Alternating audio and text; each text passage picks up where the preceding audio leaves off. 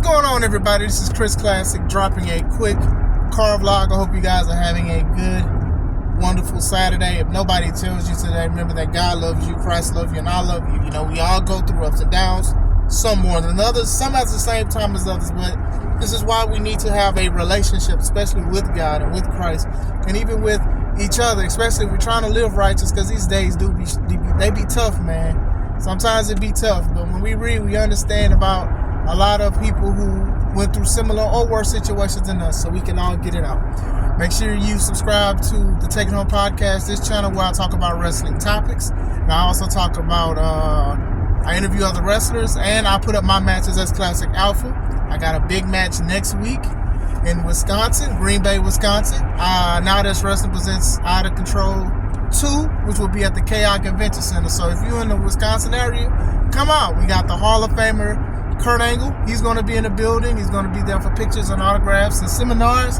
And then I'm going against a future Hall of Famer in the Mad Dog Award, Cujo, a guy who's been putting in a lot of work in Wisconsin and in the Midwest. He's wrestled a lot of places, and I'm trying to get like that, so I must win. So make sure you subscribe to C3 Ultimate Wrestling, my second YouTube page, with me and my wife's professional wrestling company, where we put all our matches in segments.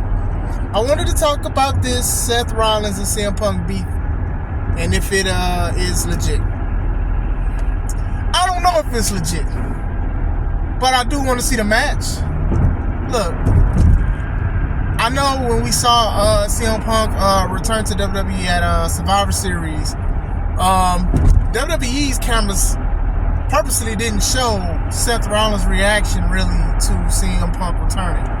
But a lot of fans, they showed, Punk, Seth giving him the middle finger and CM Punk smiling and laughing, and Seth having to be separated so he doesn't do anything to CM Punk. So, sometimes you can just pay attention to some of the videos and segments that's been going on in the past couple of weeks. And then also, like what Seth said, was it like a year ago or whatever like that? I don't know exactly when, but I just got through looking at it. So somebody did ask about CM Punk returning to WWE when he was not in WWE, and basically what Seth said was he was a cancer, and he was calling him Phil, of course, for reasons.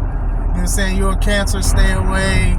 You're not going to be good for the company, not be detriment and stuff like that. Don't come back, bye-bye. That's the gist of what he said and things like that. So the way he reacted to when CM Punk returned to WWE, I laughed because this is a consistent thing.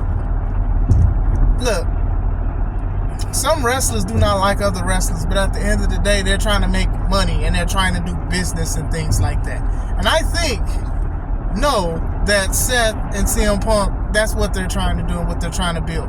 Once again, I'm not here to say Seth does not like the man or he likes the man. Seth's going to say what he wants to say. But this is the thing that I love about pro wrestling, is the uncertainty of everything. You get what I'm saying? Because Seth isn't the only wrestler, obviously, that said something about CM Punk not wanting to come back, or he wasn't this and he wasn't that. And that's what makes it great, that a lot of people can't really pinpoint stuff, and I love that, because it reminds me when I was younger, a lot of people wasn't looking at behind the scenes, backstage, things like that. He was like, dang, they must really not like each other. That's the point of storylines, right? It's the point of a story. So whatever they're doing, I'm here for. Seth called CM Punk a hypocrite on Raw. These are things that many wrestlers have said about CM Punk, even when he was in AEW. MJF said it. Eddie Kingston said it. I'm sure some other people said it too. Moxley probably said it too. These are things that a lot of people said. But one thing that I will say that I love about everybody that said it is that they say it different. Seth said it and moved on because he's talking about everything. He's saying he has bigger fish to fry. Yesterday, CM Punk said that he wasn't the man in the relationship, talking about Becky Lynch, who calls herself the man. Take it as you will. Seth also said that, hey, if he signs to Raw, which I know he's going to go to Raw, I think we all know he's going to go to Raw, keep him away from me. This is going to be dope, and it might happen at WrestleMania, and I think this is a WrestleMania caliber match. Yeah, okay, cool. We're going to see and say that, Punk might have missed a few steps or two or whatever like that, but Seth has been killing it for matches for the last 2-3 years. Like, you cannot deny what Seth Rollins can do. And I think that him and CM Punk's mind getting together for certain for promos and I don't like you because of this and that, when they go in the ring together, that's going to get millions of views. People love Seth Rollins. People may not love CM Punk. Some people may love CM Punk. But what they're going to do is they're going to listen to what this man says inside the ring. It doesn't matter what company. Could he be a cancer to the company? Yes. For sure. But for some reason, people still want to listen to him and they want to cheer.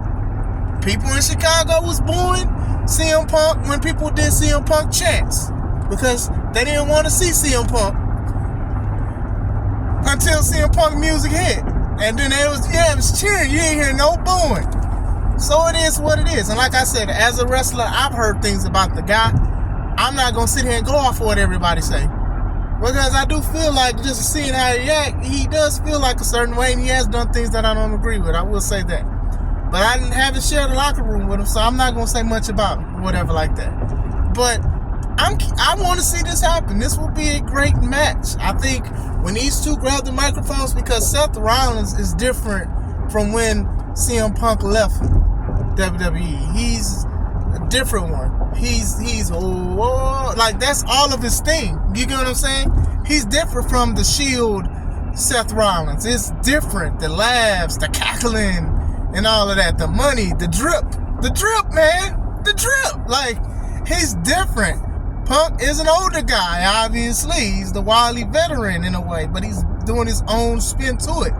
This is something that has been done through the test of time, but Punk is going to do it his way. And this is what I say about wrestling, is that you may have a lot of things, rehash storylines over and over and over, but when you can make it your own, you make it a completely new storyline that people be like, I haven't seen it before.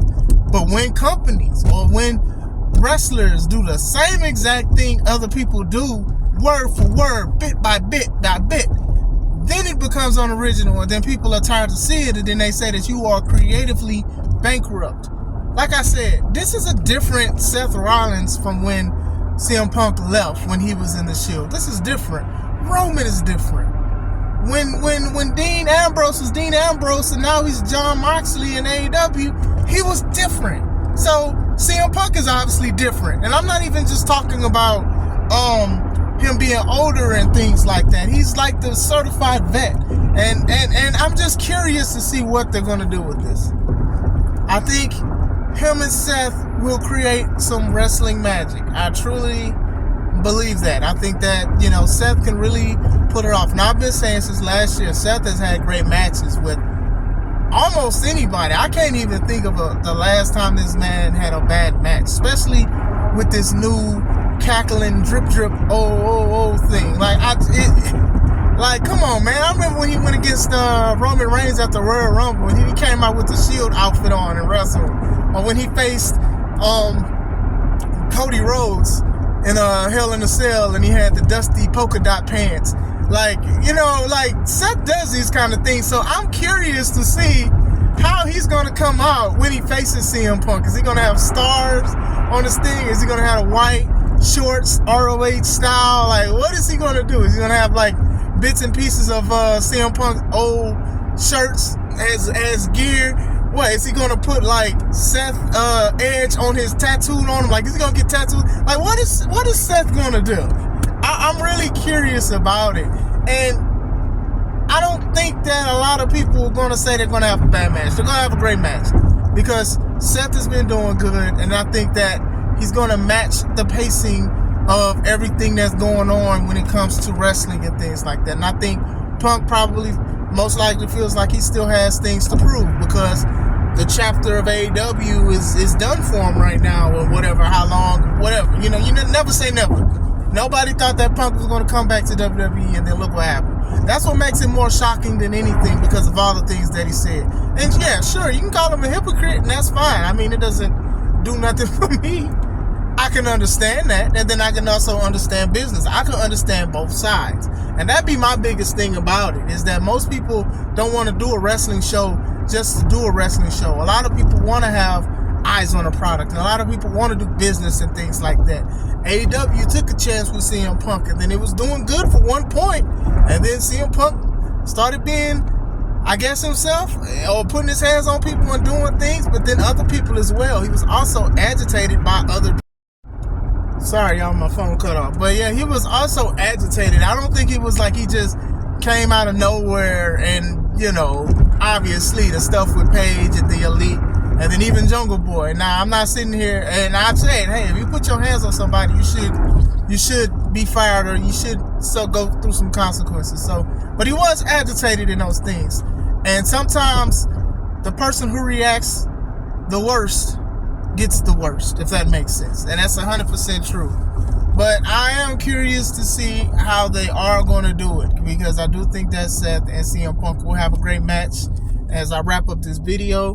But it's like we don't know we don't know how severe it is. People talk, people forgive each other, and some people just don't. I think with WWE, a lot of people realize what it is. Like, don't get me wrong, you've had people who've fallen out with WWE, Punk being included, Hulk Hogan, Ultimate Warrior, Randy Macho Man Savage. A lot of these people fell out. Scott Steiner fell out with them, but then they settled. They may still not like each other, but they settled because there's money to be made. There's business to be made. When Punk is selling a lot of good merch in WWE now, and I'm sure when they do toys, a lot of people are going to collect them. I think a lot of people collect CM Punk figures now because we don't know, one, what's going to happen, if he's going to be there long or not, because that stuff is going to skyrocket in price. So it's going to work, but I do think that, like with WWE, they're going to handle whatever beef they have and have it towards a storyline and money. And, you know, sometimes that's a good thing and sometimes that's a bad thing. Look, I felt bad when we found out that Lita was sleeping with Edge and cheating on Matt Hardy. I felt so bad that I was upset that they fired Matt and kept Edge. And not only that, they ran a storyline, and that was the seeds planted for Edge to be the rated R superstar. But I was like, how would y'all fire the dude that didn't even do nothing wrong? But then when cooler heads prevailed, Matt Hardy returned, started fighting Edge, and people was happy to see Matt Hardy. They wanted to see him beat up Edge. And, you know, Edge won the feud at the end of the day, which, I mean, I understood why from a business standpoint, because Edge was just hot, red hot. Like, people like Edge was just the next in line to be a champion or whatever like that. And Matt, nah, it wasn't Matt, it was Edge. But still, from a moral standpoint, I was like, dang, Matt is going to kill this dude. He's going to go get Lita next. But they turned it into a whole storyline. Lita was like, Edge is a better lover and blah, blah, blah. See you in Hell. And Matt was like, oh, I'm going there, but I'm taking Edge with me. And, you know, people was like really, you know, it took a while for people to love Lita. Lita had to go away and do other things, which I knew she was going to do regardless, because people was calling her names, you know, Jezebel. They ain't saying Jezebel, they're saying stuff worse. I try not to curse in my videos. They was saying all kind of stuff about the lady, but they turned it into a storyline and they used it. And then even another one, Jeff Hardy's house burned down. I believe his dog passed, and they tried to make it seem like, it's funny, it's Matt Hardy again. Matt Hardy was the one who burned the house down and killed his dog, so Jeff can finally fight him in a match. So personal things, personal vendettas, things that happen, consequences and things like that, that's not nothing new to WWE for use for a storyline. If it's good, if it's not. Some are good and some are distasteful. We know that JR has Bell's palsy, and Vince used to make fun of it and things like that. He used to say things and talk like him and act like him and things. You know, it's all kind of stuff, you know. Some things are in poor taste and some things can make some money. And I think this can make some money with Seth Rollins versus CM Punk. What do you guys think? Are you excited for it? Do you guys think it'll be a good match? Do you guys not care for it? Let me know. I hope you guys are having a wonderful day. This is Chris Classic. Let's take it home.